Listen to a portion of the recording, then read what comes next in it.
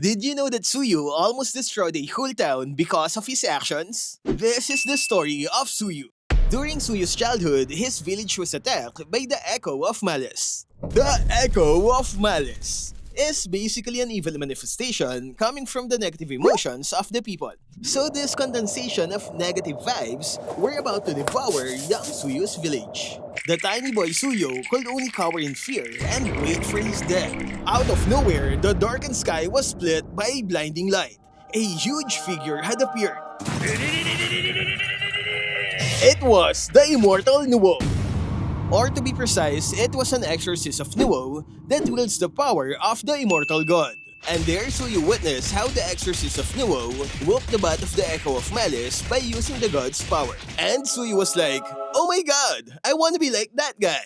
So Suyou trained and aspired to be like his savior. He traveled the lands and helped people in trouble, just like what the Exorcist had done for his village.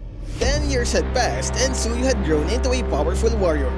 He was following a trail of the Echo of Malice that ended up in a small town near Zuan City in the Kadia Riverlands. Yep, Kadia Riverlands, the same place of Akai, Zilong, the Great Dragon, Yuzong, and all of those other East Oriental guys with all of their dramas and whatnot. Anyway, as Suyou entered the small town, he instantly noticed that it was jam-packed with the essence of the Echo of Malice. But for some unknown reason, the Echo of Malice itself has not yet manifested. Despite the high condensation of the echoes, the townsfolk were chill as F. They didn't seem to notice or care. They would even ignore the phenomena that was happening around them. After some investigation, Suyou learned the reason why. An old Exorcist of Nuo was living in town, the very same dude that had saved him during his childhood. It seemed that the old man was constantly reassuring the people that everything was okay, and that they had nothing to worry about. It all seemed sus for Suyou. The Echo of Malice was almost on the verge of devouring the town.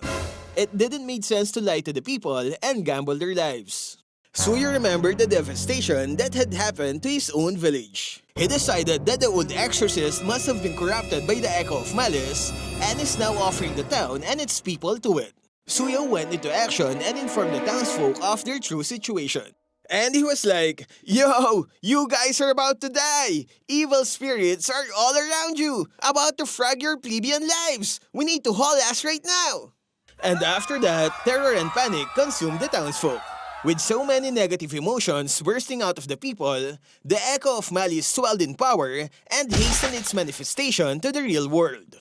It was at this moment Suyou knew he fudged up. As it turns out, the old exorcist was the last remaining exorcist of Nuo, and his old age and injuries prevented him from performing the ritual to cleanse the Echo of Malice. To compensate for his mistake, Suyou volunteered to perform the ritual.